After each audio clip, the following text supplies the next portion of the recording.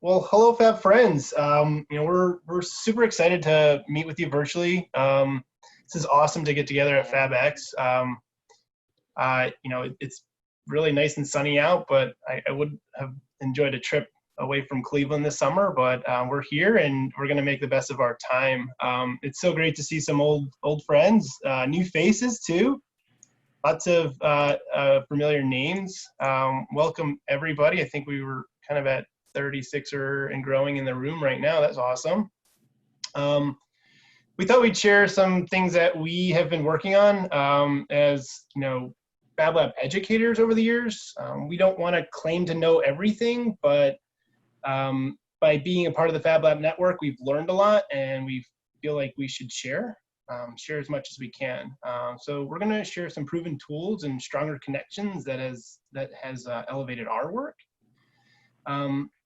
Although our title says tools, we're actually not talking about any digital fabrication equipment. But instead, we're just sharing some strategies, some teaching strategies, some learning strategies, and some things that you guys can put in your own educator toolkits as we move forward. Could be really helpful during the pandemic, might be helpful as you start to think about what the fall is going to look like. And we hope that it elevates all of your work as you get back into the Makerspaces with your students. Just a quick kind of about us. There's 4 of us presenting today, and we kind of gathered as a team almost 2 years ago and said, hey, there's a lot of us in this Northeast Ohio area. And we thought we would kind of get together, share best practices, see what's going on in other labs. And we thought that the summertime would be the best time for that. So we started a little institute that last year was our first year. Went really, really well. We're very proud of the work that we're doing there, and we're so proud of the network that we're starting to grow.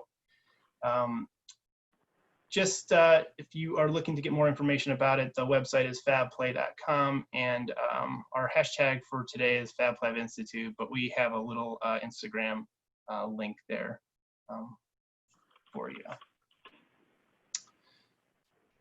This is our team. I'm Nick DiGiorgio. I'm the director of Makerspaces at Hawkins School in Cleveland, Ohio, sort of outside of Cleveland, Ohio.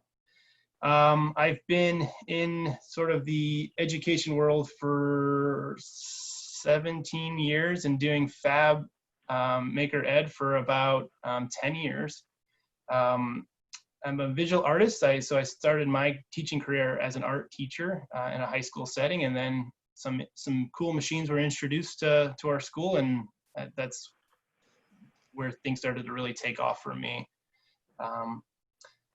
I've worked as an art teacher and as a Fab Lab educator, teacher, trainer in the STEM schools in Cleveland Public Schools, and now I'm at Hawkins School, which is an independent private school in the east side of Cleveland area. Joining me are some fantastic team members. This is my superpower team for Fab Institute. So I'm going to let them introduce themselves and just sort of give a quick little origin story of who they are and why they're here today. Hi everyone, I'm Anna. I love the idea of thinking through our origin story as makers and how we kind of came to be at the work we're doing today. I definitely, when upon entering the education field about 15 years ago, Fab Lab wasn't a word I knew, and Makerspaces weren't part of the regular sort of school ethic or even community fabric. And I started out as a science teacher, pretty much focusing on environmental science at the high school level. And I've always liked to make things. I've always liked to kind of be involved in experiential education, learning myself and working through that kind of process with students and teachers. So I was willing to kind of try out some new technologies along the way and practices. I eventually moved here to Cleveland, Ohio, and started working at Hawkins School also, as well as Nick. And I was our middle school science teacher, and then worked through some other roles in the middle school before I kind of found out about the ideas of how Fab Labs can enhance all parts of student learning experiences. And I started doing a few projects with Nick. A few years ago, we were fortunate to be part of a new facility and building that was opening And now that's where I work, is in our K through our preschool through 8th grade innovation lab on my campus.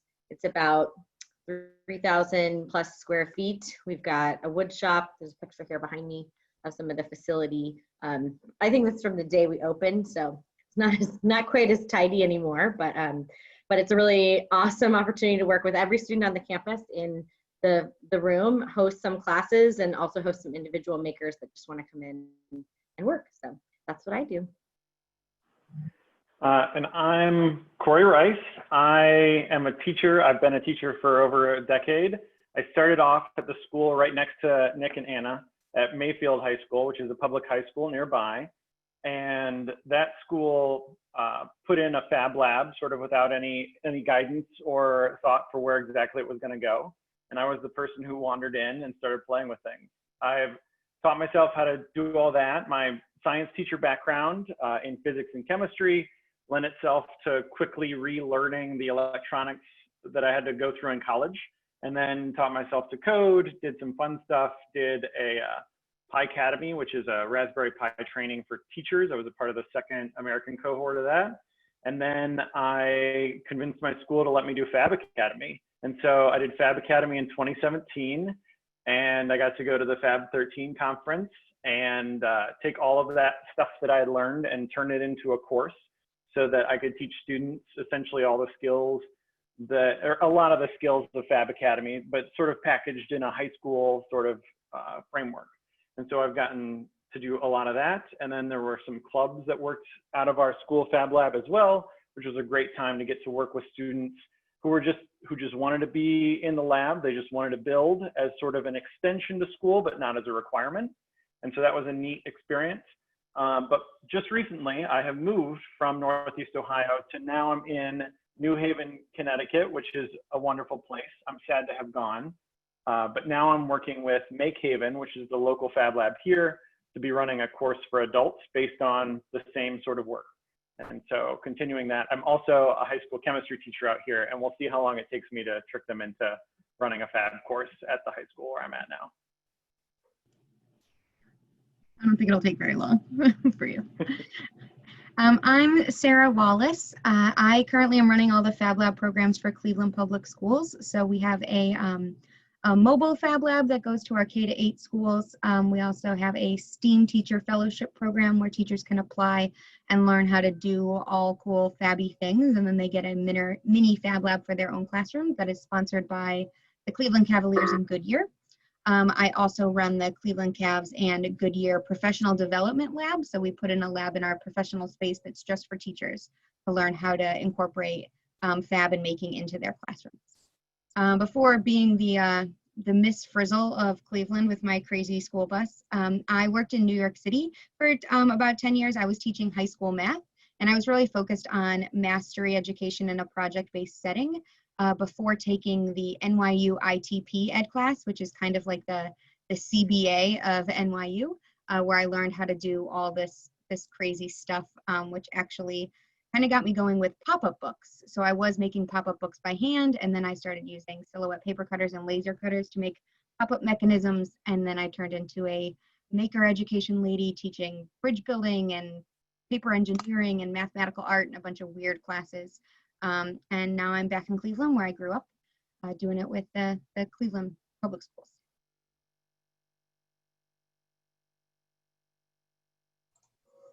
Great. All-star team. I'm going to flip the slide here and ask Corey if you can take it from here. Absolutely, as long as I unmute. So one of the things, because we weren't exactly sure who all would come into the session, one of the things we wanted to lead with was just to make sure that everybody is got some awareness of Fab Labs and their relationships with schools. Increasingly in Northeast Ohio, and then I think in the broader world, schools are starting to acquire Fab Labs or like some smaller version of a Fab Lab to put inside their facility. And they really add value to the school experience for lots and lots of kids. And so we listed out 4 things on this slide that you can see that they really bring to a school environment. One is that a Fab Lab or Makerspace can bring new tech exposure And for a lot of students, it may be the first place where they get to see in person a 3D printer or a laser cutter or a vinyl cutter. Any of those machines, it may be the first time that they get to see that. Another neat thing about putting a lab like this in a school is that you get teachers and students learning together. That usually you don't have teachers with a ton of prior knowledge for these resources. So students and teachers are sharing that experience of learning. And that's a really powerful thing for students to see and to have that example of an adult as a lifelong learner in their close proximity. Another thing that a lab in a school does, especially in large public schools like Sarah's Cleveland City Schools, is they give access to these resources to students who may not otherwise have that. You know, it may not be affordable for their family to join a Fab Lab or to have that sort of a subscription, but to get into a lab and see sort of what these things are, and that for a couple $1,000s you could buy a laser and you could make yourself a little crafting business. Those are all sorts of things that students may not get to see without a Fab Lab in their local school. And then another interesting part is that because so often with student projects, the students create products, they're able to take a look at what they've made, and especially if they can have access to a lab over a course of years, they can see how the things that they've made have grown and developed with them. So it's very visible to them how they've grown over that time, and they can stay focused on their growth as they learn more and more skills in a lab. So those are 4 nice value additions for labs in schools. Yeah, and so talking to Corey's point here, we had so much we wanted to share with you, and we didn't know how to like all put it together. So this is sort of the outline for today. We're going to talk a little bit about, you know, ways to enhance what's going on in your spaces, Fab Lab, Makerspace, library, garage, at-home maker station, whatever it might be. We're just trying to provide some things that have worked for us, some tips and some strategies to enhance the learning experiences. So we got Playful Learning. We're going to talk real quickly about a design process. Enhancing structures are all these things that should go into and be a part of your everyday practice in your school, in your classrooms, and in your maker spaces. And then we have some project examples, and then we're going to share a little bit about what we have done remotely over the last 3 or 4 months here.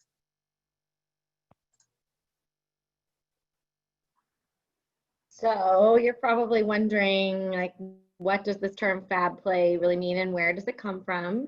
And this is a term we've sort of evolved to over the last few years as we think about our goals of helping students uncover what they don't know and find out things that they weren't expecting, and sort of approach and come to learning from a place of fun and play. And then from that, be able to create and fabricate and build and design things to make their world and others' worlds better. So we've kind of come up with this combo of fabricating, but also playing while we're learning and having fun. As we know, being in Makerspaces and Fab Labs are really exciting places. And if given the right time and structure to collaborate with a creative group of people, it can be a really playful space as well. We've got a few pictures on every slide to kind of share and show with you a couple projects that we've done throughout the years. One of my personal favorites from this last year that I think really brought together the ethic of Fab Play was the photo you're seeing on the left of our giant Nerdy Derby track, the big Nerdy Derby that's all around the world, and we pretty much takes up the entire first floor of our lab space. And we invited all of our 4th and 5th grade students to create various cars that achieve different goals, the fastest down the track, the smoothest ride, the slowest ride down the track, and just gave them a couple weeks of science class to really tinker and build and explore. How does a car work? What is friction about? What are the parameters of this track? And then we had a really fun, playful day of running the cars and some silly races, and it was so engaging to watch them build throughout the whole process, and also, you know, really share and show and showcase at the end the work that they had done. And at the same time, we were able to involve other students and adults and faculty in our community in a really unique way of learning by just inviting them to stop by and be part of that building process, putting the track together, taking the track apart, helping students build cars, helping students take wheels off of cars. All of those are ways that we find that people end up creating and designing and making together in ways they didn't expect, which can be lovely and playful, but it's also intentional. I want to share with you a few more examples of how we do this in our work. We've got a couple more pictures coming up. I work specifically with preschool through 8th grade students, and one of my goals each year is to have every student that I work with, it's around 600 or so, have some kind of authentic maker experience in the lab. Some of our students are there every single week as part of a school program that they might be participating in, or a piece of curriculum their teachers have put together. Some are coming in once a year for a real deep dive into a project that they themselves have chosen. But all of those projects kind of speak to our greater philosophy of our space and the ways that we sort of set up provocations and build out the room to be flexible and allow all kinds of learning and paces of learning in the same space. Our furniture flips around so that different heights of students can access the materials. All of our materials are out and make ready. There's nothing stored in a cabinet or behind a closet. We have things all around the room for people to take apart, for people to explore more deeply. We've got lots of inexpensive materials that are quick to build with, like cardboard and chipboard that we all know well. We've also got some stations that are just fun, like the busy board that you see there that looks kind of like a light bright board, or touchscreen computers that are on set to Tinkercad for our youngest students to just come and start designing and building and growing with. So this just kind of gives you a visual representation of all ages of learners can see this as a space, can see the makerspace at their school, if done in this kind of playful way, as a room to go to explore things, to look closely, to notice new things that they hadn't expected before.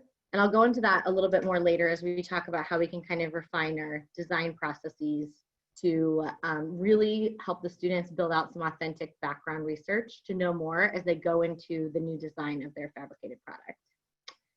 And with that, we also want to make some intentional projects. So if Nick, if you could help me move to the next slide, please. I like to think that we are trying to create, when we are creating work, sometimes we are creating to learn skills like how to use a machine or how to work with a particular tool, but we're also creating work that really should last longer than the learning experience. So many of projects that I came to, this picture on the left is an example of a project that I had started with saying, you know, during this week of learning, students are going to go around and interview various entrepreneurs around Cleveland and get to know their business and kind of get a sense of how that business or entrepreneur or business leader is sort of filling in a gap of our local economy and a hole in our creative space in our region, which is Northeast Ohio.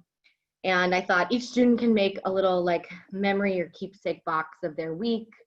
And in working and consulting with Nick, who at the time was running our high school Fab Lab, he kind of pushed me to say, you know, can we take this project to be more than just a shoebox project that the student is probably going to keep for a while, but ultimately will end up, you know, gathering dust under their bed or perhaps even thrown out, or it's something that doesn't really like keep the meaning of the learning experience. So we evolved that project and iterated it to be a much more refined kind of shadow box vision idea of how the students themselves could create and start businesses in our city that would fill in even more of the gaps that they had noticed as they were sort of exploring around town. And with that, we're able to use our CNC machine to cut out a gigantic skyline of our city and then use their sort of boxes of representative businesses to fill that in. And this beautiful display, I thought at the time, like, okay, so each student is going to take their box home, right? And was sort of told, like, no, this is staying on the wall in the school forever. It's gonna be there for a long time. So then I had to break it to my class, like, thanks for participating, and your work is now part of a permanent display. You won't be taking it with you, except, you know, up here, which was cool. I mean, I'm excited when they come back to visit our campus on occasion and see their work is still being celebrated by the community. So it's part of thinking through a way to learn it in a new way, to be so intentional that that work is going to persist for a long time. You can see the pictures here of the Chinese project from the upper school, where the goal was to learn more about history of China and some of the regional, the different history of the regions going on. And rather than just studying a map and learning place names on a map, this class came into our Fab Lab and created game boards that had to do with the geography of the region. So it's that tool as a teacher of rethinking what we're doing to make sure it's going to last longer than just the playful learning itself, that I think is what is our goal in setting apart what we do when we're saying we're fab playing. We're working beyond just that quick project to come up with something as a group, as teachers, working with our students, that's going to persist much longer than many typical projects that you or I might have participated in as we were growing up in schools. And that's pretty much my recap of sort of what Fab Play means. If you have a question, of course, please pop it to me in the chat box and I'll sort of answer as others are talking. I think we've got a few more examples of some kind of playful learning we've done in our area and within our network coming up next. Yeah, I'm going to jump in and kind of introduce some of the work that's coming out of Project Zero and their pedagogy of play. If you want sort of a deeper dive into the research, here's a quick reference for you guys to jump into. This is research that's being done in Denmark and I think in South Africa as well, around playful learning and giving the kids wonder, delight, and choice. So it's just some great work out of Project Zero. If you want to go a little bit deeper. And so this is an example of the school where I have taught of more playful learning with a direct intent. These students are all a part of a science Olympiad competition, and they are a part of this. It's a club that goes in addition to all of their classes. Some of them are in this club for up to 4 years or longer if they're in it in middle school. And over that time, they play around with different building things. You can see there's a couple of instruments there. On the left, there's a parachute in the middle, and the boy on the far right has a sensor that he built out of an Arduino and a few other things. But those students are building items, they're going through competitions, and so there's a directedness to their learning. And a lot of the times these events will reiterate items. So the girl on the far left, she has learned how to make that cello thing after years of practicing with Fusion 360 and how to use a shotbot and those sorts of machines. And so students, even though they're playing, it's not really for a class, it's not necessarily an intended thing. No one said she had to use the shotbot for that. That was her first inclination. She wanted to do it. And so being able to have students have a space where they can explore and play with a sort of goal in mind is really a powerful tool that we've been able to leverage. Another piece is because of my relationship with this club and the school is that I may have a student in a science class, an engineering class, and this club. So if all those stars align, we can talk about the science of electronics, sort of the engineering of how to make the shotbot work at a basic level, and then the design for how do you solve this project. So a student can really have a fully integrated starting to understand of how all these pieces come together, and their play in being a part of this club really lets them explore. So yeah. All right. Oh, Nick, looks like you're muted. Sorry, I got one more to share. Anna was talking about sort of these dioramas or things that get shoved in the trash can at the end of the year. Here's another example of us trying to avoid that, where each one of these little slivers is research done by a student for a biomimicry project. And traditionally, this would be a shoebox of a diorama of this animal in the habitat or whatever it might be. We're no longer throwing shoeboxes in the trash. We're celebrating the student work. We're hanging it on the walls. We're really, finding ways to showcase all of the learning that's going on, both with digital fabrication tools in the design process, but also what's going on that connects to content standards, and in particular science, math, or social studies. We're on to the design process, and I've got this pulled up to basically say there are a lot of design processes out there. Pick one, make one, be consistent. You don't have to recreate the wheel or the hexagon or whatever it might be in this case.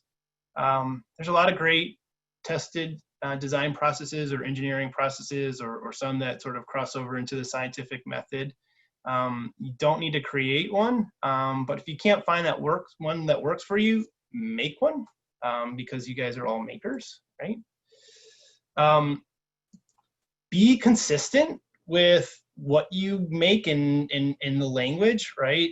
Like have the kids sketch and then share and then sketch some more and then reflect and then do a second round of sketches and then do feedback and then design and then have conversations about materials and then prototype, right? Like come up with a process that you know is a good design process for your students and be consistent with it. Use it over and over again. Make it visible, put it on the walls, create posters, create little emblems or graphics or badges or printouts or stickers to keep it relevant and you know, constantly reminding the kids about the process that they need to take.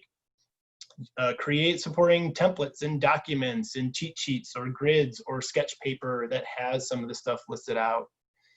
And then, you know, ultimately try to adopt some common language across the school. You know, what you're teaching in your space should not stay in your space. The words like brainstorming and blueprint and iteration, feedback, prototyping, fabrication, digital fabrication, right? Like those are some common terms that should be used school-wide. And the more you can connect and support other teachers in their content areas and they can support you with this language, you know, it's just going to create a better culture within the school for making and learning. Here's an oldie but goodie that I used a long time ago. The only reason I'm showing this one right now is because in the imagine phase here, it's really important when I was working in a public school for us to really connect what we're doing, what we're building, what we're making to content standards. If you don't plan a project and consider all of the different criterias, the content standards, the benchmarks that you want to achieve, then you're going to create a really nice holiday project or gift or Mother's Day a project, right? So when you're using a design process, this is sort of an example of when you're in the imagine stage, imagine what are all the different content standards and benchmarks that you want the kids to address in this project. And then when you go over to the evaluation stage, whatever that looks like, reflection, share out, presentation, showcase, whatever that looks like, make sure those standards and benchmarks show up again so that you can evaluate based on those criteria. Here's something that I kind of sketched up for our current Fab Lab at the high school. Kids are always walking in, adults are walking in saying, I want to make something. Like, okay, what do you want to make and how much time do you have? Well, I got about an hour and I need it for tomorrow, right? Like, well, you know, there's a process here. So let's talk about the process. You know, let's understand the challenge or the need that you have. Is it a class assignment or is it a personal project? How much time do you have, right? So this is sort of just something I point students to, or actually anybody that walks into the classroom to say, hey, let's consider the design process. And, you know, before we even get to fabricate, right, which is all of what we do in our Fab Labs, there's so much that needs to happen before all of that. And that can happen even before stepping foot into the Fab Lab or the classroom, right? Some of this can be research that's done at home. Some of it can be scaffolded design work and sketch work and blueprints, right? There's a lot that needs to happen even before you can walk up to a machine. So this is just an example of something that was sketched up for our spaces. Ultimately, yeah, you can put out a whole bunch of materials and markers and glue and pom-poms in front of kids, but if you don't have a process or a guide, they're going to create some really awesome, great things, but we want to go back to what Anna said and make sure there's some intention behind what they create. It supports their learning along the way. So we're going to jump into sort of enhancing structures, things that just seem to work and are helpful for us in our everyday practice. And I think this is Corey here. Yeah, so when you're thinking about making a deliberate plan for moving past giving kids just pom-poms and glue and all those fun things, to build with, because that is fun and valuable as an exposure thing or for the right time in a kid's life. But as you want to develop this, it's helpful for yourself to have some guidance on how to move this forward, and then also for the students to sort of see how the experiences that they have in a lab can really build out a full skill set. And so as a team of the 4 of us and then a few more people, anybody who was at one of the Fab Play conferences might remember, we've drawn this whiteboard concept map many times. And so we've all tried to relate these skills to each other. You might have done this for everybody who's in here to try and make sense of how these things all fit together. We just drew by hand on a whiteboard with a bunch of people in the room. How do these ideas relate to each other? How are they connected? What are all the pieces that go through there, so that we can make sense of sort of the skills that we're teaching and how students come together. It's a part of instructing that guided play, that structured, purposeful play. As extensions of that, we found this concept map so useful that I took it and made a Prezi. So for my class this past year, I made this digital version, which is number 2 on the list. And that took all of the flowchart stuff from the previous version and turned it into sort of an organized mess. And so a Prezi format works because you've got the visual appeal of the large concept map, but then also it's sort of sequential in that you have a guided path for your students to go through. And so Nick is pulling it up so that you can see there's a series of steps, and we'll sort of guide you through. Each one of these has some deeper layers. There's some assignments and experiences that go along with it. And all of that could guide a student through acquiring these experiences through a whole host of little tiny things that they do. And interestingly, my school is exploring sort of independent learning or guide your own learning even before COVID came into existence this year. And so my students were using this as a guide for how to move through engineering course content at their own pace. So they would explore concepts until they had finished a project, and then they could move on. Some kids would just zip through things because they were very good or maybe already had some skill. Other students would take some extra time and really linger. They had to figure out what was all this coding stuff about, or how do I build electronics? And so it could guide students through sort of at a pace that was all their own. Now, this concept map proved useful enough that now we're moving on to version 3. We're trying to build it in an even more under our control sort of format. Prezi is great, but it's definitely clunky, and we don't have total control over what's going on there. But the overarching piece of this is that the power of concept maps really let us do a lot. Nick's now pulled up this website, and so you can see this is just the core of it, but we're using a biology JavaScript platform to try and build a database-driven set of learning structures so that you have concepts that are linked together. There'll be a guided sequence down in the bottom right. There's a little sequence thing. So you could click through sort of like you do in Prezi, and these would all link out to lessons and concepts. So trying to develop this tool as a concept web that makes it visible for students and teachers on how to learn these things, and then provide some experiences. Hopefully it'll be database driven, so there can be some pieces that show up or disappear based on what you have access to. But all of that is just because we found this idea of having a visual representation of what we're trying to teach students available and powerful. It helps them see sort of where you're going without needing to know everything that's in that concept web all at once. So, yeah. Great. I'm going to add 2 things for Corey. I already forgot the first one. The second is there's a question in the chat about links to some of your work, Corey, and my suggestion to the participants would be to reach out to Corey directly. I think email address is in the presentation on the first and last slide, so just reach out to him directly. Yep, the Prezi is neat. It's also going to depreciate. It was for the last school. Now I've moved, and so several of the links are going to end up being broken as sort of it progresses. And that's part of the reason why we're moving on to version 3. So yeah, send me an email and I can get back to you with that. That way we can build a relationship and maybe work together.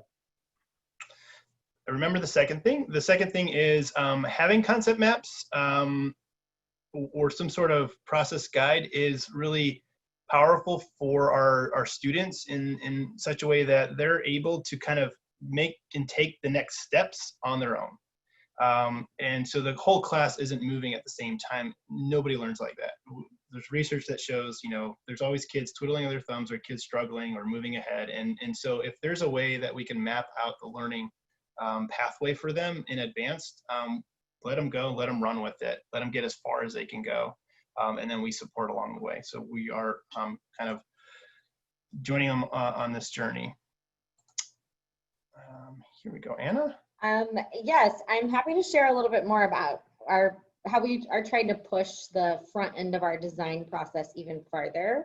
And I also noticed a question from Aiden in our chat that Nick, you might be able to respond to, and Sarah and Corey, of course, as well, around how we manage excited students about 3D printing and then push them into the design process a little further. So as I'm thinking here, I just want to share, one of the things that we love doing is building with students, but during this time of worldwide distance learning, when most of us have been unable to physically construct and be with our students and get around a table and build with them as we might typically anticipate, we really can live in the pre-work part of our design cycle. So kind of thinking through all the steps of how we're going to get to a final product and leaning really hard into that ask, imagine, brainstorm, looking closely phase. So as you challenge students to look closely at the needs of their community or really, really get to know their user, how can we guide them to be more empathic interviewers, problem solvers, designers, collaborators? How we know that this focus on more meaningful research will lead to a stronger and more refined product. How can we compare? This is just a question for all of us to think about. What they might have made if they just are excited and start creating versus spend some time really building their empathy skills and then create after that and even compare the products that they make or might have made in various projects where you might lean more into that process. We know there's so many ways to complete an empathy interview, as it might be called. This isn't really a manual for how to give a great kind of empathy interview or gather background information or do research, but more of a suggestion to revisit this phase of your process, especially if you are in a school or community that is still looking at doing things more physically distanced this coming fall. This is a great chance to really refine this part of your design cycle for growing your empathy, your students' empathy, recognizing and coming face to face with social justice, looking more closely at systems, the systems that put those systems of social justice in place, participating in active listening, critically looking to gather more meaningful research. So these are just some quick splashes of visuals of some recent work we've been doing on kind of pushing past the empathy map right there in the center from your classic design thinking experience and really encouraging students to come to making from a place of high empathy, look at the user they're creating, not just for, but with, and also being someone who is a healer, as someone recently put it, but we're looking at the problems that might be existing out there, and we are going to be working, the students are going to be working through us with the people who are in our Fab Labs are going to work to do the healing of our communities as needed, or to make the world better for those users instead of just the fixers, is a way that I've kind of like to reframe this for myself in the past few months. We've got a cool little project here in the corner of the slide that Nick helped guide at the upper school around creating kind of a decade display box. Nick, do you want to talk about that for just a second as one kind of first step into sort of a social justice project? But I think the class was learning about the 60s or the 70s and that period of history, and one thing they created out of that with you. Yeah, I mean, so this is a classic example of a history teacher walking into the Fab Lab saying, I want the kids to laser engrave something from the 60s, right? And so I said, do you really want to do that? There's a lot more we can do. And so I asked a few follow-up questions, and it turned into a conversation around symbolism and imagery, symbolism of power, what was going on during the time. Lots of reoccurring photographs that were being pulled up as kids were doing the research. And so we landed on a project where the kids are creating 3 different layers of images that represent a movement that happened during the 60s. And lots of research, lots of history, and then some just awesome creative experience for the kids to create and laser cut out their own personal drawings. We layered it up, and it looks like a beautiful piece hanging on our wall. So I don't have a more extensive slide, but just another, project that has a lot more meaning than just laser cutting on a piece of wood. And I think that came from a conversation with that teacher about, really building out the front end of that project a little more. For in a classic history class, they're going to be doing some research and maybe writing a paper about what they've learned. But then if the goal is to also make something, how do you stretch out the front end of that project to have the students really dive deep to understand what was going on in that particular era? We also spend a fair amount of time focusing on this idea from Project Zero of looking closely, and we've already touched on this, but I like to say to our youngest students, sometimes this is called the Makerspace, and sometimes it's called the breaker space. And today we're breaking, but we're breaking with intent. So we're going to take apart all these items that I've gotten donated from the community, and this was inspired by a wonderful Canadian artist named Todd McClellan, who's published all kinds of great photos and videos of him taking apart electronics and products. I can't plug this activity enough. We have great success with high engagement over long periods of time with all ages of students doing this. So we truly do love it in our work and in our labs. But really what this is the manifestation of a very strong thinking routine that's getting students to do their background research in this funneled way of going through the parts that make something up, the purposes of those parts, and the complexities. And that's truly a thinking routine that can be translated across making and fabrication, all the way to looking at historical context for things, to doing a close read of a written text. So we just like to spend a bit of time here on that front end of our design work, getting to know the parts that already make something up. I was talking with some students recently about how things are sewn together and how they're made. And I asked them to go home and find a t-shirt or a pillowcase or a pair of jeans and look at the seams and the hems and really pay attention to how that piece of fabric came together, which is something we often don't even take notice of, or students might need to be coached to take notice of. And then to think through, what's the purpose of that kind of stitch versus this stitch? Where is it complex and why not? Why was this kind of hem created here, and why was a button used instead of a snap? Those are things as we're learning how to fabricate fabric products that are really key in spending some time to look at before we start constructing our own, right? So anyway, just guiding you through, that's a great resource. There's a whole bunch of things on Project Zero's website about going through this that I'd encourage you to take a look at as well.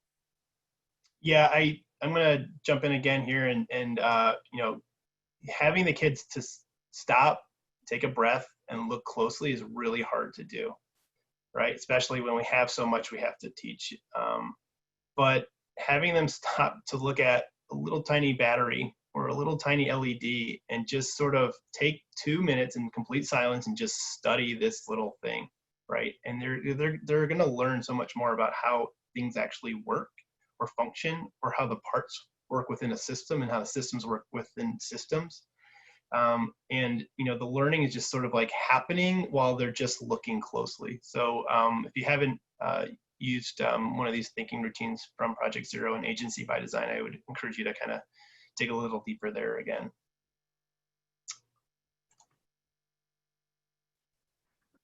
So I'm going to talk a little bit about how you can enhance a fab learning experience with some SEL.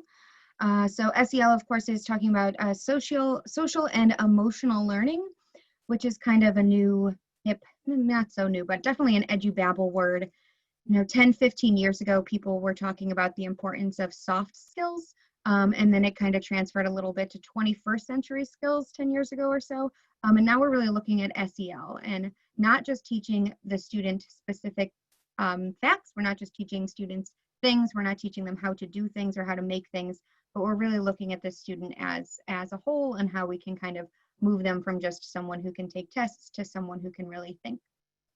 So a lot of this work is out of CASEL. CASEL.org is a really, really, really great resource. They're the collaborative for academic, social, and emotional learning, and they have some really great things for teachers to use within their classroom, but they also have school-wide and district-wide resources, as well as things to be used in like a community-based space or even in your home, and how you can really get kids more connected to their own emotions.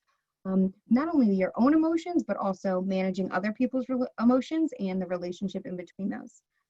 For those of you who may be formal educators who are working within the Danielson framework right now, this is a really great way, like Nick was saying before, if you are teaching in a traditional environment and you do have to come up with lesson plans and kind of, we've all had to rationalize why our kids are playing with Play-Doh sometimes to some administrators who might not quite drink the Kool-Aid.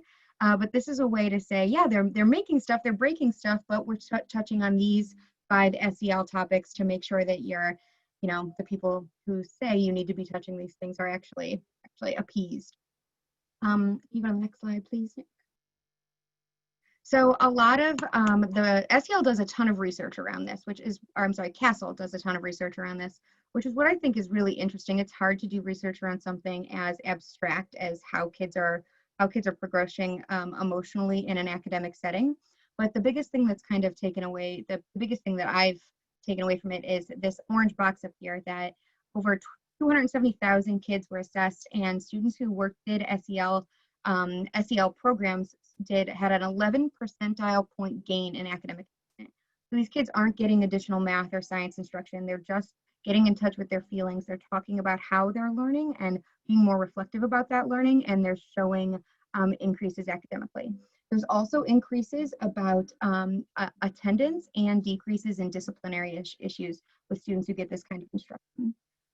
The idea about teaching a kid as a whole and not just turning them to be test machines, but makers and thinkers really aligns with what we hear and what we read with Piaget and Pepper, and now the things that we're talking about with Neil and everything that we're doing in the Fab Lab environment. So it's really a natural marriage to think how Fab Lab projects and SEL projects can kind of get blended together. Next, please. So these are the 5 main components around SEL: self-awareness and self-management, responsible decision-making, relationship skills, and social awareness. And each of those 5 kind of have all of these little sub-bullet points that kind of be broken down a little bit. Now, when I first started making this slide, none of these bullet points were highlighted. They were all white. And then I started going through and highlighting the ones that I thought were present in Fab Labs, were present in Makerspaces, that kids would learn about impulse control and self-motivation and goal setting if we were doing a Fab Lab project. And as you can see, I quickly highlighted all of the components of social-emotional learning. So these are things that are already happening in your Makerspaces, your students, and even yourselves, adults, kids, everybody, we're already doing this stuff. But kind of like how Nick was saying, sticking to a really specific language about a design process, if you incorporate language that has to do with SEL into this process as well, you're going to get more focused kids. You're going to get more like emotional kids, but the right kind of emotional kids. And they're going to get more self-aware kids who know what they're doing, why they're doing it, and how to do it better. Next. Thank you. So how we actually do this, there's 2 ways that you can actually get SEL into your Makerspace, into your Fab Lab. And it's either by doing projects that are focused to SEL, or by just implementing strategies and projects that you're already doing. So over on the left here, we've just got a couple of pictures. These are projects that have very explicit SEL focused stuff. In the middle there, those are some totem poles. But this wasn't just a, here's a little picture, color a totem pole thing for the students. These were 3rd grade art students. The kids, we actually had them do a, what is my spirit animal activity. So they determined what their spirit animal was, and then they had to fill out this web about what emotions, colors, and words kind of went with that animal. And so one of the students got bear as their spirit animal, and they chose sleepy, easily aggravated, and hungry as the words that like most associated bear and themselves.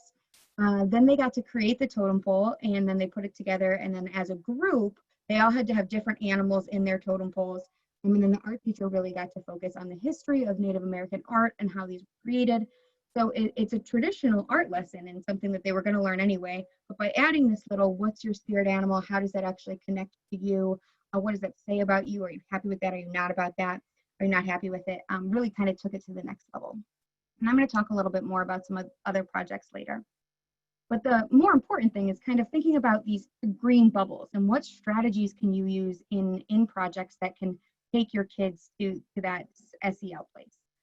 Yet is the most important word, I think, in any of our vocabularies. And when students say, I can't do this, that I can't do this yet.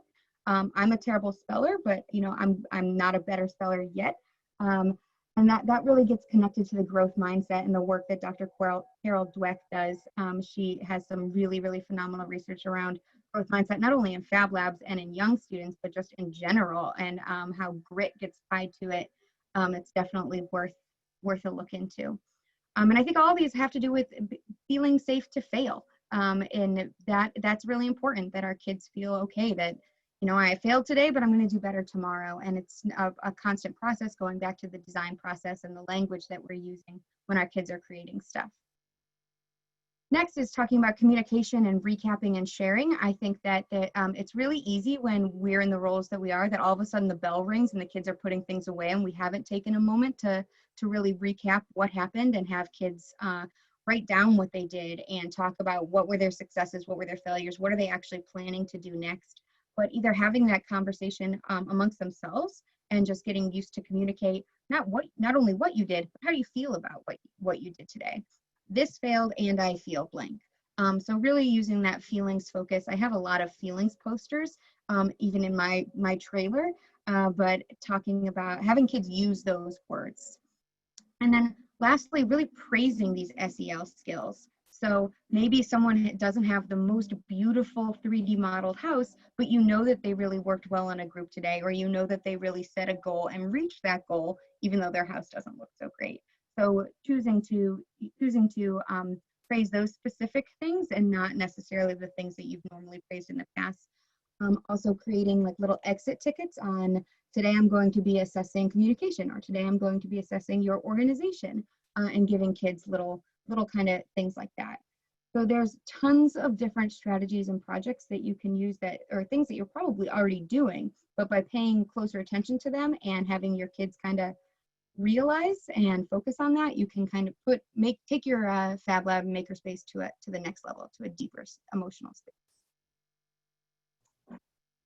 Sarah's got some cool projects to share in a few minutes, but I just wanted to kind of speak to Sarah's experience with the mobile Fab Lab trailer that is sort of supported by Sonia Pryor-Jones, who I think is on the call, in the very first building of the, I guess, Model 2 mobile Fab Lab trailer, because Model 1 was MIT, and we had some tremendous support from Lorain Community College and Scott Zetek, who is also on the call.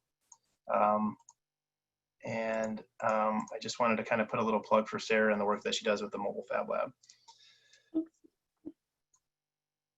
All right, so let's talk about some ideas of projects that we've done.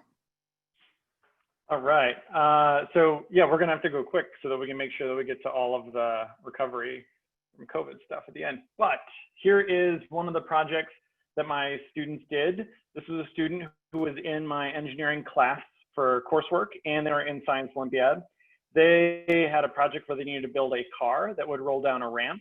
And so it looks like the GIF is broken, at least on my screen, but there's a little car that's made out of cardboard, and pieces would slot together, much like the press fit kit of Fab Academy, if that's your jam.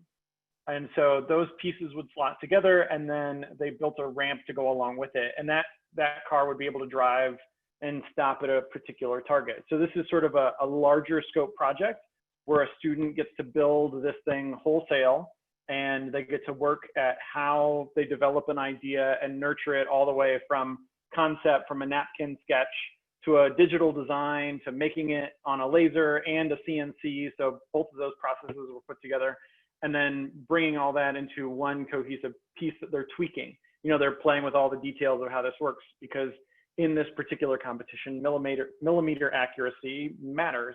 And so it was very important they did all that. We can go on to the next slide. One of the big things with my high school students is trying to keep that story, nurturing an idea and supporting a student in developing it from its first version through its final versions, and helping them learn what that process feels like. How do you evaluate something? How do you make it better?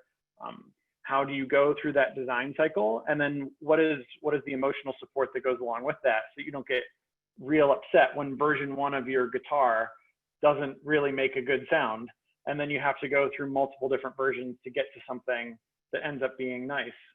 So supporting students in that iterative process and going through those things are all important pieces of that SEL cycle. And it works with our design process also. So, good. So here's one of the projects that I do with the mobile Fab Lab. So this is, I'm bringing the trailer to a school and I'm only there for 1 day. So this is an example of a project that really, this whole thing takes like 2 hours. But this is called What's in My Head, and these are 3rd grade students. They fill out a worksheet where they're talking about the things that make them happiest, favorite colors, favorite foods, favorite memories, things like that. They're also identifying emotion words that resonate with them, and then doing a little bit of a rough draft sketch. While they're doing that, I'm taking a picture of each of the students in silhouette up against the whiteboard. The pictures pop up to the cloud in a second, and then I can quickly import those pictures into Silhouette Studio. I use a Silhouette Cameo paper cutter. They're super cheap, lightweight, and easy to lug around. And the process, they have a great trace function. It's actually, I think, better than the bitmap converter in Corel. But the students get to come over and watch me trace their face. Then we cut that out in black paper, so you can see the students actually using the Silhouette machine down at the bottom there. And then they actually get 2 different pieces. So we talk about positive and negative space. They create the black and white picture with the negative piece, and then the colored and the black piece with the actual positive space of their silhouette. And they go back and actually draw in all of the things that are inside of their head in their silhouette. We then talk about it. There's a lot of sharing, what's in your head, what's not. There's a light and fun version, which is kind of this. I've also done a kind of more intense version. There was a 7th grade teacher who had a group of particularly girls in her class that just were not getting along, and we had it wasn't what's in my head, oh, my favorite food is a pizza. It was what's really going on in my head with being a middle schooler and puberty and all of the things that go along with that. And there were some tears in that one, but I think that it definitely worked and it achieved what the teacher was going for. And the next one is, this is my Adinkra symbol lesson. This is actually on the Scopes website for those of you who are part of that platform. So Adinkra symbols are a pictorial language out of West Africa. They were featured in the Black Panther movie. So for this activity, students do a worksheet called What Are My Core Values, where they're narrowing down so they get their 3 most important values. Then they use a chart to find the real life Adinkra symbols that are most like their values. And then they go through the design process and iterate a few times to just draw their own Adinkra symbol. They have to get feedback from a friend and kind of determine which one is their favorite. They have to make at least 4. And then depending on the age level of the kids and what kind of technology we're using, we either use Corel to make a 2D design. We've also turned them into stickers using that the Silhouette paper cutter again. We've done 3D printing of the symbols, but the most popular is to do these leather journals where we engrave them right on the leather journals with their names and their values. And then the teachers actually get to keep those journals and use them as an SEL resource throughout the year. So some students, if they're having a rough day, some kids need to take a walk, some need to go talk to a counselor, some just need 10 minutes to go back in the back of the room and journal. So it's not only, this is a history lesson, it's an art lesson, there's design in here, there's SEL, it's really a lot of stuff going on in just a day.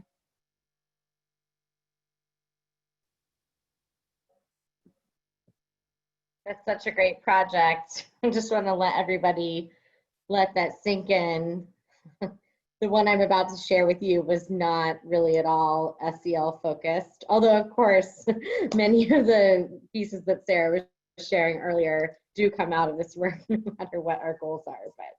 But that's the whole point of this meetup, is like, what an awesome project, Sarah. Thank you for sharing that. And you know, she mentioned it's on the Scopes DF website. Here's the website, and I'm sure you can find it on there. Maybe I can link to it, but thank you for sharing that. I just wanted to kind of call back to that encouragement I was speaking of at the beginning. My personal journey as a maker educator came from, again, like, you know, the posters and the trifolds and the dioramas of the classic kind of science experience, and moving into work that lasts and can be installed and become part of the community and even iterated over time.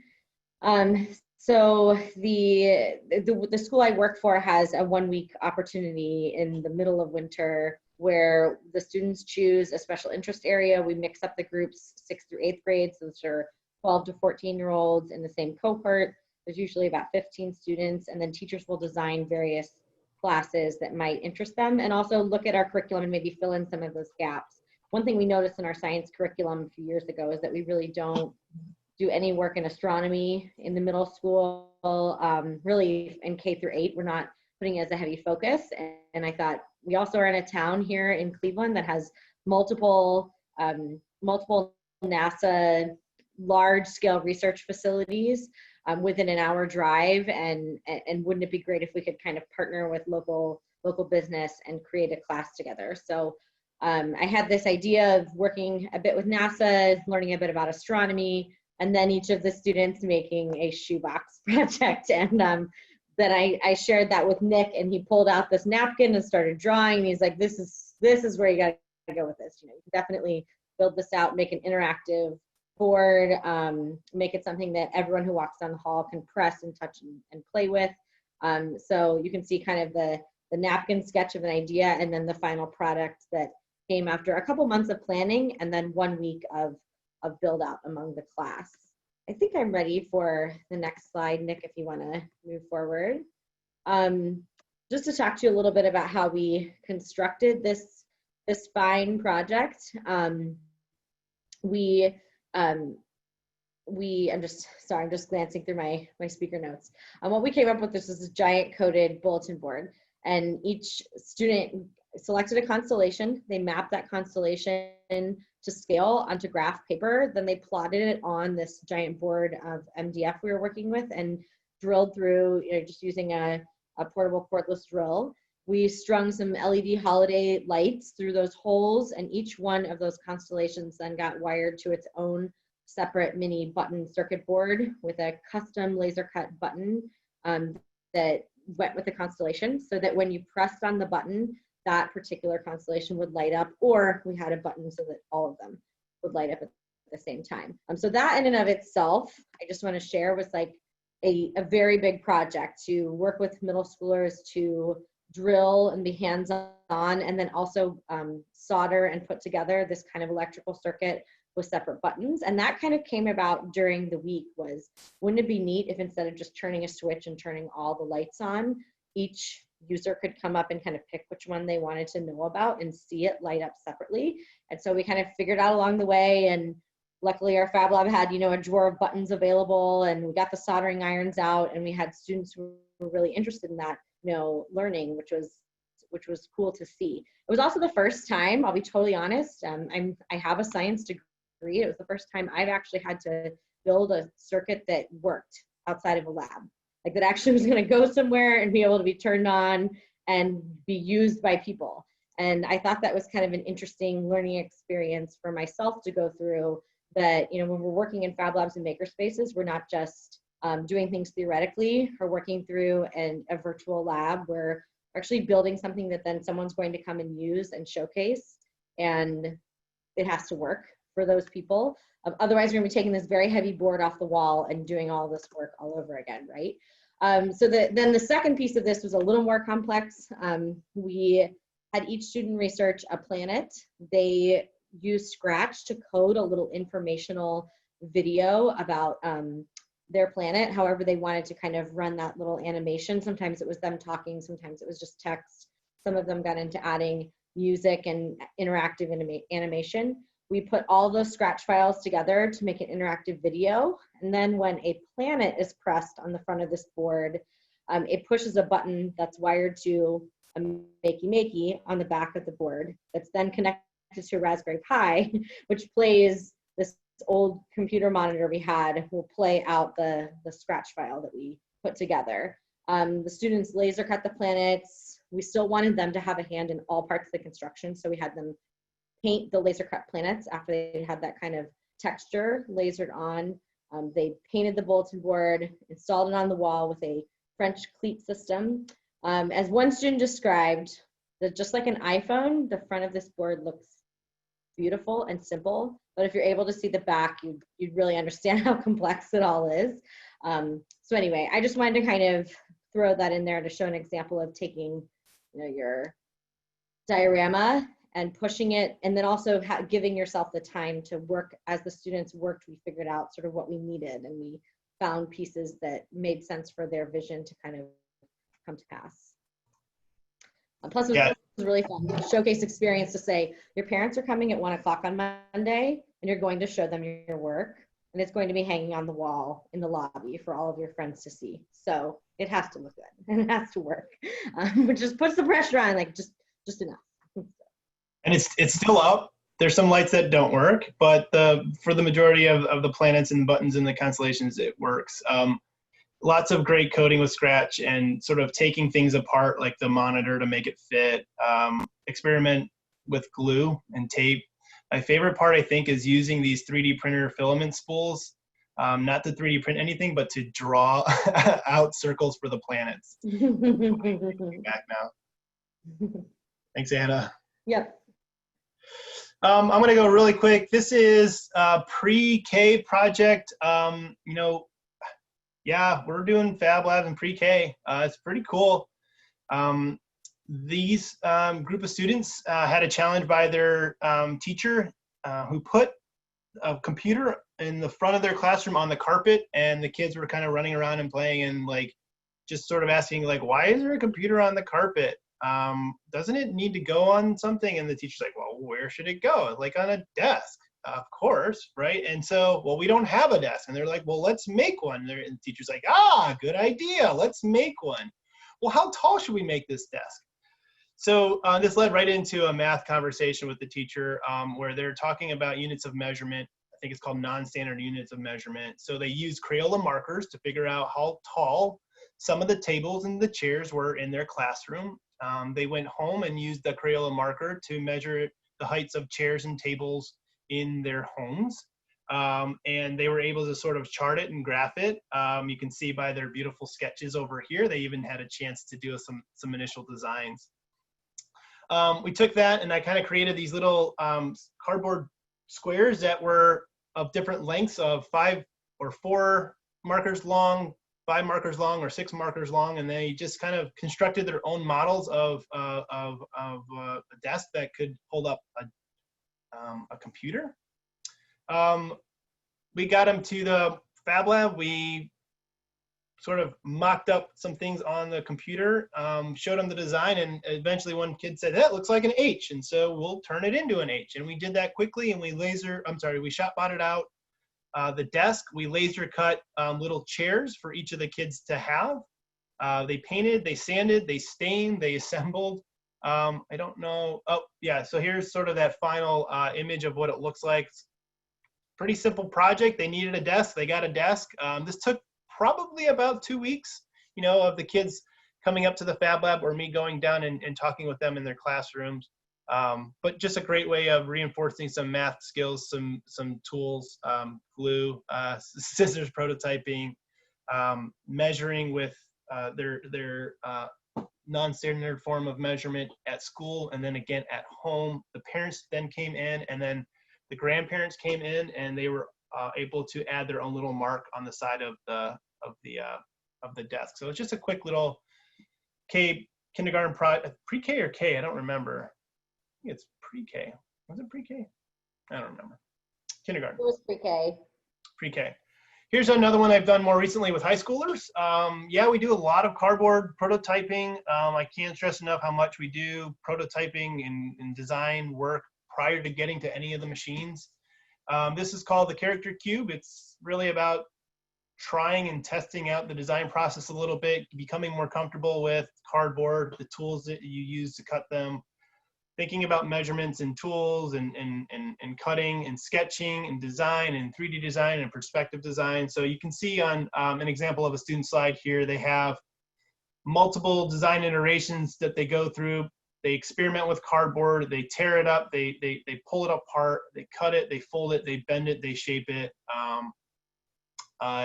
And then ultimately, they create a cardboard prototype that they then have to get some measurements on and then translate into some 3D design software. I don't care what they use. Some of them use Tinkercad, some of them use Fusion.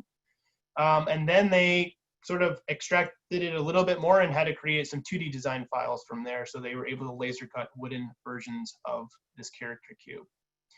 Character cube is designed to protect them from a fear that they might have. So there's a deeper level of conversation and an interest and a motivation for these kids to create these character cubes because it has a bit more meaning. It's protecting them from a sibling or anxiety or I don't know, an allergy, whatever it might be. It creates some insight and some personal meaning for each one of these projects.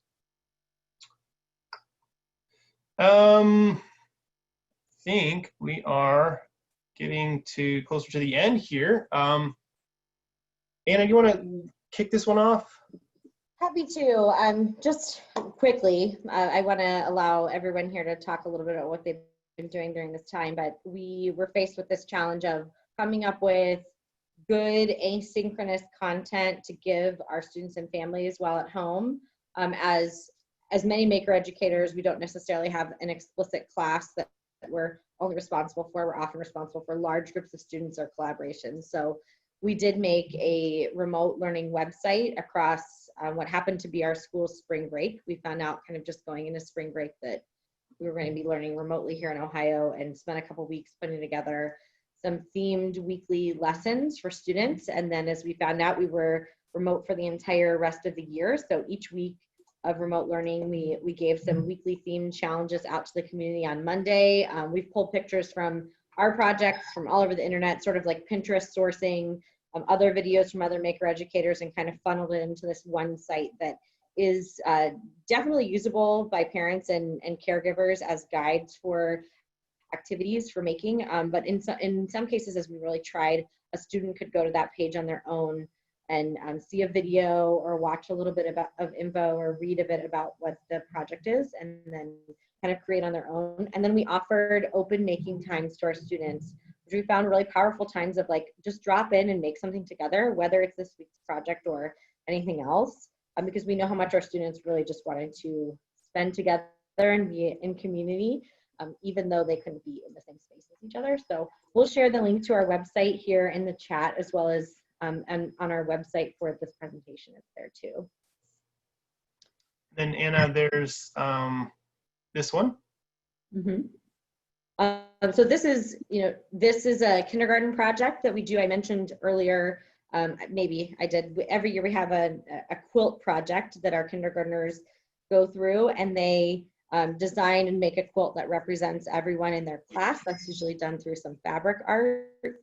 This year being remote, we spent a lot of time iterating that project to say, should we collect fabric from all over, should we bring it in? There's one of our guest stars coming on screen. You can see our quilt model, Lily, Lily DiGiorgio, and her younger sister holding up the final product of what we're able to make this year. But as one of our kindergarten classes couldn't physically come to the lab and make together, we came up with a paper construction project where each student made a woven paper piece at home using a paper template I created. They created a frame to go around it that represented them. They also included an element of an I Spy. So somewhere on their square is a personal item that they feel represents themselves or something that they like. The teachers put together each of these squares into an I Spy book for the class that they had printed. And then we were able to digitally stitch all of the pictures of their work together. Parents sent us in one photo from an aerial shot of the student's work, put those together, I think using Corel, right, Nick, and made it into a graphic that could be screen printed on a pillowcase. So they still got some sort of fabric item out of this. The quilt, like, it's truly beautiful. I was like, I don't know if I'm ever gonna go back to sewing with kindergartners again, because this really turned out so wonderful. And it looks like, to me, a successful project. It looks like the students made it. This is clearly their work. and their bit of pride on that paper. So I felt like this was a great success in remote learning, doing things digitally in this new way, even though we did miss, of course, being together to create in the lab. Okay, I'm done. I'm going to share one of our cardboard projects was finding cereal boxes, taking them apart, and designing a letter. Obviously, this could be done at home, sans digital fabrication equipment, but you could do it with a laser cutter if you needed to. Each of the students created a laser cut letter. We spelled out remote learning. It was pretty cool to see it all kind of come together. So this is, again, reinforcing that like participating with intent in part of a community.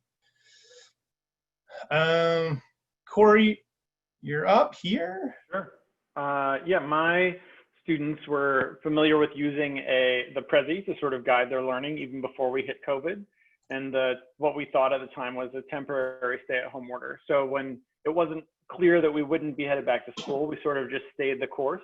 And you can see here is a graphic of a few students and I in a Zoom call talking about one of the designs that they had been working on.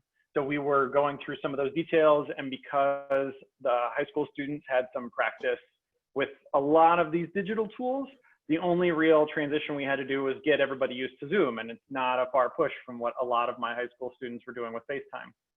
So it was neat to be able to just make that transfer for sort of shorter term things. If you have a real digital fabrication focus in what you're building, you can often do a lot of that work before you ever get to the lab.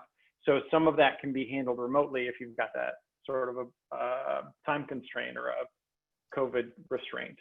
And then the next slide, once it became clear that we were going to be moving into a longer term stay-at-home order for Ohio, then we shifted our focus to sort of cover the Arduino and coding unit that we normally would. And so there was some of that. And then to extend it, because it was a long time that we spent doing remote, we also started to cover JavaScript and HTML and CSS with Khan Academy.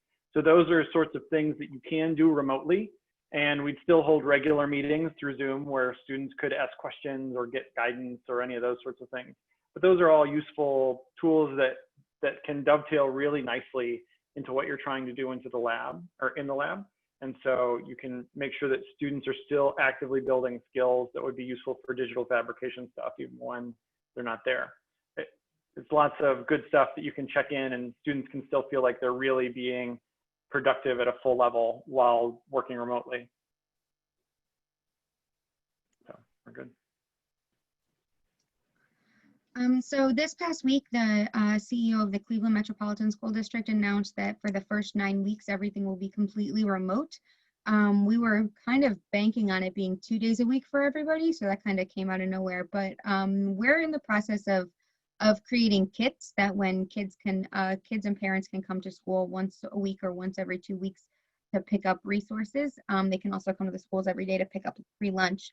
But we're going to be creating kits that have dollar store engineering challenges. So there'll be Ziploc bags full of pipe cleaners and cups and all of the stuff that'll have a note card with instructions of a challenge of try to build this, try to do that, along with a sideline number where kids can text pictures of what they've created, so we can start building a gallery of what kids are making at home.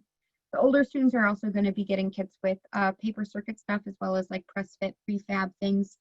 Additional Tinkercad like office hours and challenges will be happening, that once a week a student will be chosen and that item will be printed and shipped to their house. And then there's also going to be a website where kids can kind of do the design process. Like Anna was talking about, we can like do a lot of that pre-design part of the design process. So if a student goes through the whole design your own Adinkra symbol on their own and sends me all of the stuff, then I'll fabricate that journal for them, and then it'll get shipped to either their school or their house. We're still trying to figure out how we're actually going to get this stuff to the kids.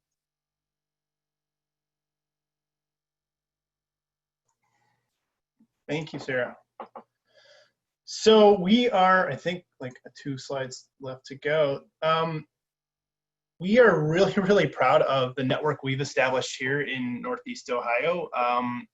It's pretty awesome to kind of just get together with like-minded educators, people, friends that are kind of now become, I guess, partners in learning. And we're going to continue to build out our network, our institute here. We were online this year. We had a virtual summer institute. Much of our work that was discussed in the workshops are on our website at fabplay.com, and you can kind of click around and see some of the workshop titles, and some of those links are to resources there. We're looking to grow. I'm going to drop a link to sort of a little form to collect your email address if you want to be notified of our Summer Institute moving forward. We're hoping to maybe get something again going on in the winter time, but we don't know what that's going to look like.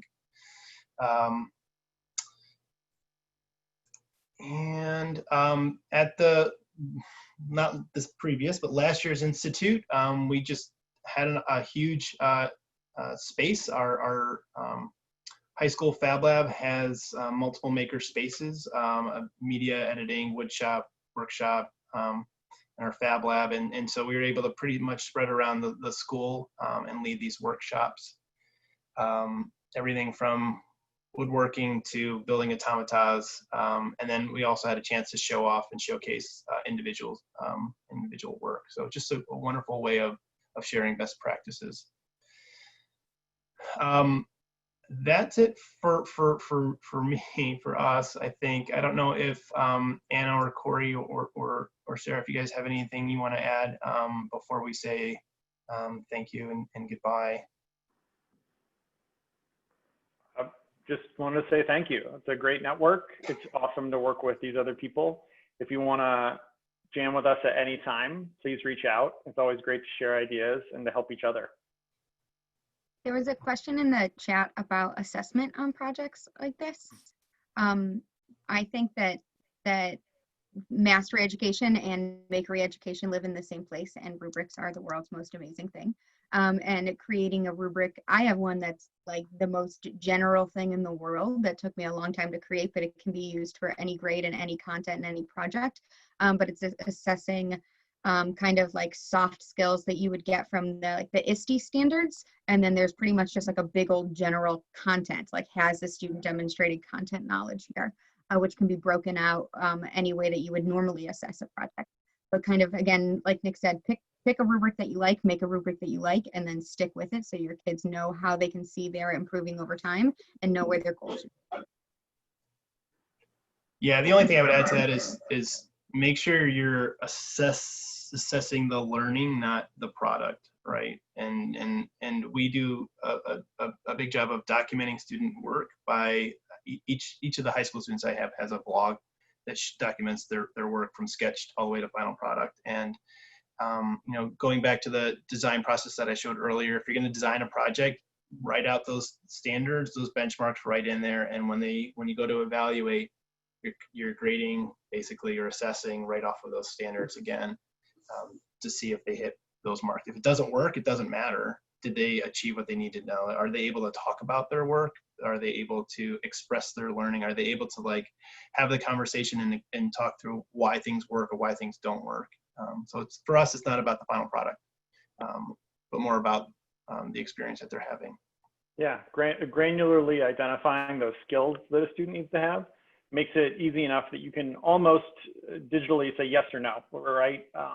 And having a rubric that really itemizes that for any given project is important. Or having a longer list of experiences that you want a student to have to say, have you produced this or have you not? Did you, all of those things so that it becomes clear when you're communicating to a student what you want in advance. Those are really important. And I think if I can connect back to what Corey shared earlier about concept mapping, one of the greatest successes we can give students is a visual representation of what they've learned. So the assessment will become clear, the way we assess and how we write about their learning, the more examples we provide for ourselves as the assessor and for the students to show the progress of their learning. So I would highly encourage everyone to start before any work a concept map of what their students already know about a topic or an issue or something that they're going to be working on or machine. And then at the end of all of their learning, have the students create a second one. And then they can have these two really vivid examples of literally their brain growth in that time. And part of the assessment could be, you know, them sharing a quick reflective paragraph, and that can be part of their larger display that shows all the pieces and process of their learning. One of the things that we do in our showcases is we don't just have the final product on display. We ask the student to keep a bin or a box with all of their steps along the way, the printouts of their design files, their sketches from their journal, their cardboard prototypes, their mistakes. They don't like it, it doesn't go in the recycling right away. And they lay all of those out on the table so that people can see the work that they did before they come up with the final product. And I think that can be very clear when you're then writing an assessment of that student's work. You know, how many iterations did they go through? How many things did they learn? And what does the student themselves have to say about that process? And I think that is a whole other presentation, right? Everybody, like, how we can really authentically dive into assessment. But those are just some quick things I thought of as we were chatting. Yeah, and we'd be happy to like engage with the conversation individually with anybody that wants to, you know, share what we're doing, and we would love to learn what you're doing as well. And that's sort of the reason why we started the Fab Play Institute, is to absorb as much as we can from what's out there, and sort of following the footsteps of why, you know, Fab Labs exist. The next iteration of what's to come is going to be better each and every time. And so we're just going to kind of rebuild, and iterate all of our educational practices. So thank you, everybody. It's 2:29. Any questions? Again, reach out to us individually or as a team. I think we're going to hang out for just 2 or 3 more minutes on here, but for everyone else, thanks for joining us. Yeah. Thank Thanks. you. We'll see you in all the education stuff this week. Have a good day. Yeah. See you in all the education stuff.